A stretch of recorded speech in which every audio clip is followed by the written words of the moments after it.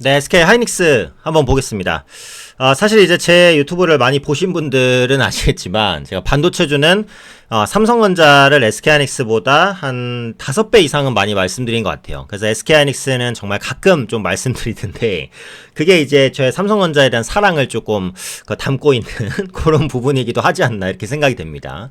그래서 SK하이닉스에 대해서 이제 말씀을 드릴 거지만 이제 삼성전자도 섞어서 좀 말씀을 드릴게요. 썸네일에도 있지만 SK하이닉스 메모리 시장의 강자인데 삼성전자는 하고 제가 물음표를 2개 박았습니다. 비교하면서 이제 보겠다라는 거죠. 물론 둘 다 이제 제가 사랑하는 기업이지만 투자 관점에서는 삼성전자가 항상 좀 편한 선택이다. 다만 하이닉스가 가지고 있는 메모리 시장에서의 그 강력한 위치도 여전히 정말 너무도 견고하고 단단하다.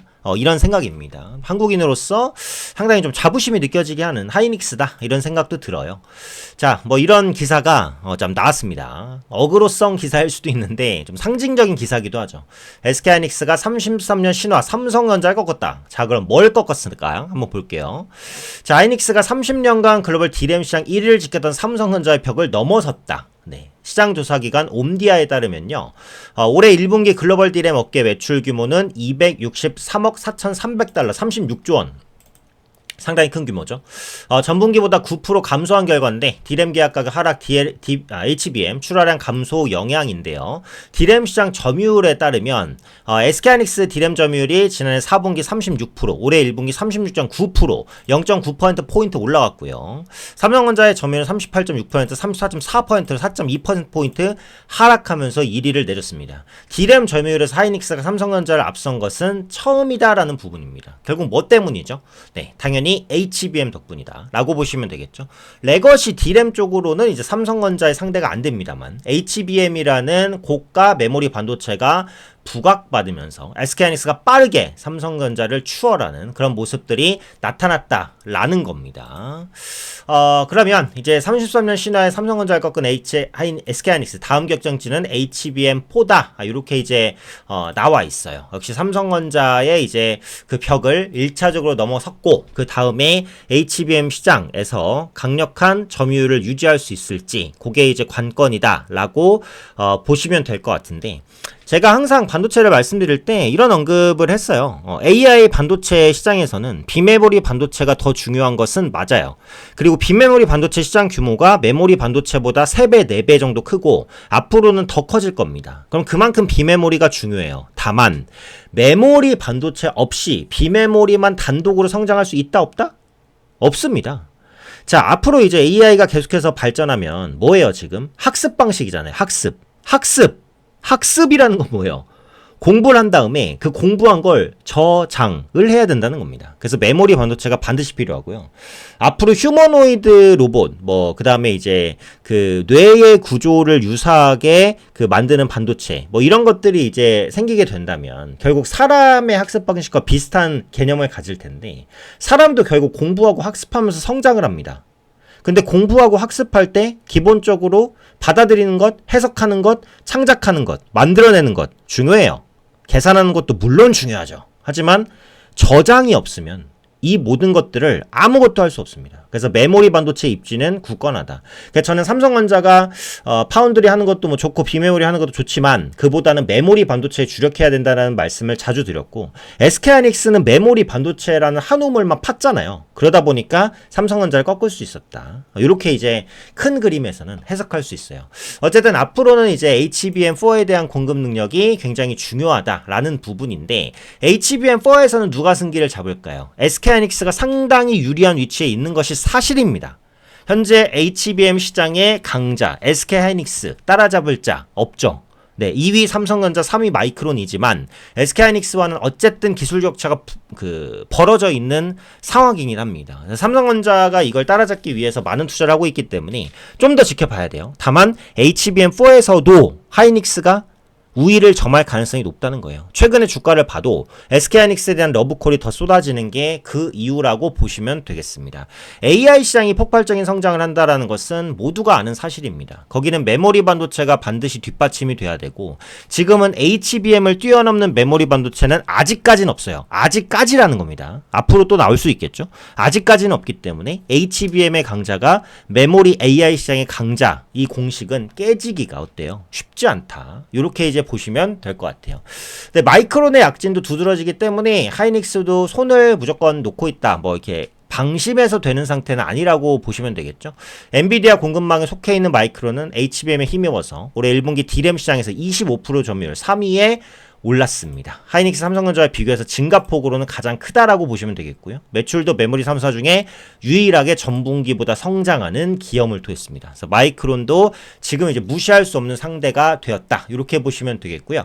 삼성전자는 HBM4에서 반전을 이제 기대하고 있습니다. 근데 객관적으로는 SK하이닉스가 더 우위에 있는 건 맞아요. 근데 만약에 이제 삼성전자가 HBM4에서 SK하이닉스에 준하거나 뛰어넘는 기술력을 선보인다라고 한다면 그때는 상황이 완전히 바뀔 수 있지만 네, 현재 상황까지만 봤을 때는 어쨌든 SK하이닉스가 여전히 우위를 차지할 가능성이 높다라고 봅니다. 근데 반도체가 아무리 승자 독식이라곤 하더라도 승자가 모든 것을 가져가는 게 항상 이루어지는 건 아니에요. 예를 들면 지금 이제 파운드리 부분에서 대만의 TSMC가 너무 강해요. 글로벌 시장을 말 그대로 싹쓸이하고 있는데 그만큼 주문이 밀려 있습니다. 그러면 다른 파운드리에도 주문을 넣을 수밖에 없거든요. 그러니까 지금 삼성이라든지 인텔 파운드리에 들어오는 주문들은 TSMC에 너무 이제 대기줄이 밀려서 삼성이나 마이크론으로 가는 것들이 있어요. 그러니까 그런 물량도 사실 아주 적지는 않거든요. 그리고 가격적인 부분에 있어서 조금 더 저렴하다라는 장점도 가지고 있을 수 있는 거고요. HBM도 똑같아요. 그러니까 HBM에 대한 수요가 SK하이닉스로만 밀리면 그 수요를 SK하이닉스가 다 소화할 수 없을 때 삼성전자나 마이크론으로도 주문에 대한 물량이 갑니다. 그래서 승자 독식 체제인 것은 맞지만 실제로 승자가 정말 100%를 다 가져가는 건 아니다. 산업이 성장할 때는 어쨌든 기술력이 2등, 3등에 있었던 기업들도 같이 올라가는 부분은 있다. 이렇게 보시면 되겠고 또 반대로 생각하면 이럴 수도 있어요. 그러니까 SK하이닉스는 지금 메모리 반도체 하나에 거의 올인이 되어 있는 상태고 근데 삼성전자는 메모리 반도체와 파운드리와 비메모리와 로봇과 굉장히 많은 사업들이 복합적으로 엮여 있는 상황이기 때문에 앞으로 이제 메모리 반도체 이외의 분야에서 실적이 난다면 물론 지금은 비메모리도 적자고 파운드리도 적자입니다. 근데 이런 부분을 흑자로 돌리거나 가시적인 성과를 낼 수 있다면 메모리 반도체가 부진할 때 다른 부분이 받쳐줄 수도 있겠죠. 네. 그래서 이런 부분들도 장기적으로는 삼성전자를 좀 지켜봐야 되는 그런 요인이다. 근데 어쨌든 객관적인 것만 놓고 보면 냉정하게 봤을 때 HBM4 시장에서도 하이닉스가 우위를 점할 가능성이 높은 것은 사실이기는 합니다. 네. 다만 삼성전자에도 기회는 항상 있다라고 보는 게 관세 영향이긴 하지만 그 DDR5 전환의 DDR4 2분기 최대 23% 급등, DDR4의 마지막 출현 26년으로 예상되는데 레거시 반도체 가격이 최근에 올라갔잖아요. 레거시 반도체 부분은 삼성전자가 확실한 강자입니다. SK하이닉스보다요. 근데 이제 요게 그 관세로 인한 수요 당김 현상이었다. 물론 이렇게 볼 수 있죠. 팩트긴 합니다. 그렇긴 하더라도 어쨌든 레거시 반도체 가격이 반등한다는 것 그리고 중국의 이제 경기 부양책에 의해서 레거시 반도체 PC 혹은 뭐 스마트폰, 뭐 태블릿 이런 기기들에 대한 수요가 이전보다는 증가할 수 있다라는 관점에서 본다면 레거시 반도체 업황 회복에 대한 기대감은 현재 충분히 있어요. 그리고 하이닉스는 지금 HBM의 상당 부분을 집중하고 있기 때문에 레거시 반도체까지 대량 생산할 그런 여력이 좀 부족해요. 그래서 이 시장을 삼성전자나 아니면 중국의 메모리 반도체 업체들이 좀 가져가겠죠. 그래서 이런 부분들도 한번 고려를 해보실 수 있지 않을까 생각이 됩니다. 그리고 사실 이게 저는 좀 보수적인 투자자잖아요. 너무 높은 위치에서 잡는 것을 별로 안 좋아합니다. 근데 지금 하이닉스는 최고가 248,500원에서 224,500원이니까 최고가 대비해서 주가의 룸이 그렇게까지 높진 않아요. 물론 요거를 뚫고 올라갈 수도 있어요. 현재 하이닉스의 경쟁력이라면. 다만 기술적인 부담이라는 것을 무시할 수는 없고 요 위치에는 매물이 좀 많기는 하죠. 특히 여기에. 네, 그래서 하이닉스는 이제 전고점을 뚫고 25만원까지 간다고 하더라도 실제로 신규 투자자 입장에서는 살짝 잡기에 부담스러운 위치기는 한데 삼성전자는 다르죠. 네, 바닥을 뚫고 이제 살짝 올라갈랑 말랑. 지금 장기 이평선을 200일 이평선을 이제 막 뚫어내고 있습니다. 거래만 좀 더 동반돼 준다면 한 6만 원 중반까지는 조금 더 편하게 올라갈 수 있다라는 생각은 들거든요.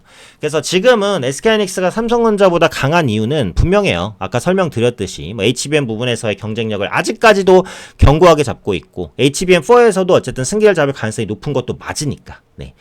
다만 아무리 승자 독식이라도 2, 3위 업체가 아무것도 못 가져간다? 이건 아니라고 말씀을 드렸고 추가적으로 여러 가지 사업을 영위하는 건 또 삼성전자이기 때문에 향후 실적 안정성을 높일 수 있는 가능성들도 열려있긴 하고 무엇보다도 기술적 부담이 좀 적어요. 그래서 저는 이제 신규 매수를 한다면 삼성전자 쪽에 좀 더 무게를 두지만 단기적으로는 SK하이닉스의 우위가 유지될 수밖에 없다. 이렇게 보시면 됩니다. 사실 뭐 둘 다 좋은 기업인 건 맞습니다. 취향의 문제다라고 말씀드릴 수도 있을 것 같고요. 어쨌든 지금 반도체 업황의 이제 현실적인 부분을 삼성전자, SK하이닉스를 좀 비교해서 말씀드렸으니까 요 두 의견 좀 참고하셔서 좀 매매 활용하시면 좋지 않을까 이렇게 판단되네요. 앞으로 반도체 관련된 이슈들은 또 꾸준히 체크해서 영상 올려드리도록 하겠습니다.